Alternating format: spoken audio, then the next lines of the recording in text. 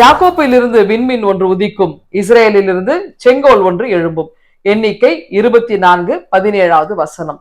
என்னாகவும் 24ஆம் அதிகாரம் 17வது வசனம். இஸ்ரேல் மக்கள் அந்த பாலை பயணத்திலிருந்து வந்த பொழுது அவங்களுக்கு எமோரியர்களோட போரிடுறாங்க. போரிட்டு அவங்க வெற்றி பெற்றாங்க. அடுத்து பாத்தீங்கன்னா அவங்களுக்கு பக்கத்து நாடு மோவாபு. மோவாபை எங்க எதிர்த்து சண்டை போட்டு ஜெயிச்சிருவாங்க அப்படின்னு நினைச்சு பாலாக்கு என்ன பண்றாரு, பிலேயாம கூப்பிட்டு நீ அவளை சபிச்சிரு. ஏன்னா பிலேயாம் மிகப்பெரிய ஒரு இறைவாக்கு உரைக்கிறவர். நீ அவளை சபிச்சிரு அப்படின்னு சொல்லுவார். ஆனா பிலேயாம் என்ன செய்வார்னா, கடவுள் எனக்கு உத்தரவு கொடுத்தாதான் நான் இதை செய்வேன், கடவுள் எனக்கு வெளிப்படுத்தணும், கடவுள் சொல்வதை மட்டும்தான் நான் சொல்லுவேன் அப்படின்னு அவர் திட்டவட்டமா சொல்லிட்டாரு. அது யாரா இருந்தாலும் சரி, மிகப்பெரிய ஒரு ராஜாவா இருந்தா கூட அவர் இறைவாக்கு சொல்லும் போது நான் கடவுள் சொல்லதா செய்வேன், நீங்க சொன்னதை செய்ய மாட்டேன், நீங்க எவ்வளவு பொண்ணு வெள்ளி தங்கம் மாதிரி நீ கொடுத்தாலும் எனக்கு அது தேவையில்லை அப்படின்னு உதறி தள்ளினவர் இந்த பிள்ளையாம். ஆனா அவர் மிகப்பெரிய ஒரு இறைவாக்குல நிறைய இறைவாக்குகளை சொல்லியிருக்கிறார். அவர் சொன்ன ஒரு இறைவாக்கு என்ன தெரியுமா, யாக்கோப்பிலிருந்து ஒரு விண்மீன், அது நட்சத்திரம் தோன்றும் உதிக்கும். அப்ப இந்த யாக்கோப்பிலிருந்து வருகிற நட்சத்திரம் யாருன்னா அவர் தாவீதை பத்தி சொன்னார். ஆனா இந்த பாபிலோனிய பகுதியாகட்டும் அல்லது மத்திய கிழக்கு பகுதிகள் எல்லாம் பார்த்தீங்கன்னா அரசர்களை விண்மீன்களாக அவங்க சொல்ற அவங்க ஒப்பிட்டு பார்க்கிற வழக்கம் இருந்தது. ராஜாக்களை எல்லாம் இந்த விண்மீனுக்கு இணையாக, நட்சத்திரத்துக்கு இணையாக மத்திய கிழக்கு நாடுகளிலே பேசுவார்கள்.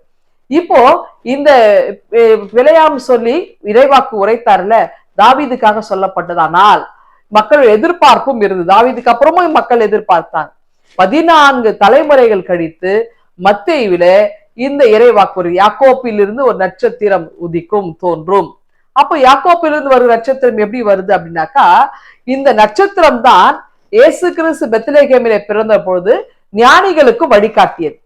அப்படி என்றால் அதனால்தான் கேட்கிறாங்க, இந்த ஞானிகள்லாம் ஏரோதுகிட்ட கேட்கிறாங்க, யூதருக்கு ராஜா பிறந்திருக்கிறவர் எங்கே இருக்கிறார் அப்படின்னு கேட்கிறாங்க.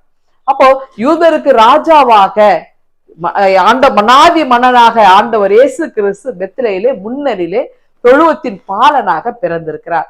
அப்ப ராஜாக்களுக்கு சொல்லப்பட்ட நட்சத்திரம் இப்பொழுது இயேசுவுக்கு அடையாளப்படுத்தப்படுகிறது. அவ யூத ராஜ சிங்கமாக ஆண்டவராக இயேசு கிறிஸ்து பிறந்திருக்கின்றார். அவர் பெத்லகேமிலே பிறந்திருக்கின்றார், முன்னணியிலே பிறந்திருக்கின்றார். அப்படின்றால் அந்த இயேசுவை அன்றைக்கு எல்லோரும் அரசர்கள் முதற்கொண்டு எல்லோரும் பணிந்து கொண்டார்கள் அல்லவா? அப்படி என்றால் நாமும் இந்த பெத்லே பாலனை கொண்டாடுவோம். நாமும் ஆண்டவர் இயேசுவின் திருப்புகளை எல்லா இடம் கொண்டு செல்வோம். இந்த கிறிஸ்துமஸ் காலங்கள் நமக்கு அமைதியின் வழி நடத்தலை கொண்டு செல்கிற காலங்களாய் இருக்கட்டும். இந்த சிந்தனையோடு இந்த நாளை துவங்குங்கள். ஆண்டவர்களை ஆசீர்வதிப்பாராக. ஆமேன். எங்கள் அன்பின் ஆண்டவரே, யூத ராஜ சிங்கமாக நீர் இருக்கிறீர். ஆண்டவர் இயேசு எங்களுடைய வாழ்வில் எல்லாமுமா இருந்து வழி நடத்துகிறீர் என்பதை நான் நம்புகிறோம். தொடர்ந்து எங்களை காத்தலும் மீட்பரை ஜெபிக்கிறோம் எங்கள் அன்பின் கடவுளே. ஆமென்.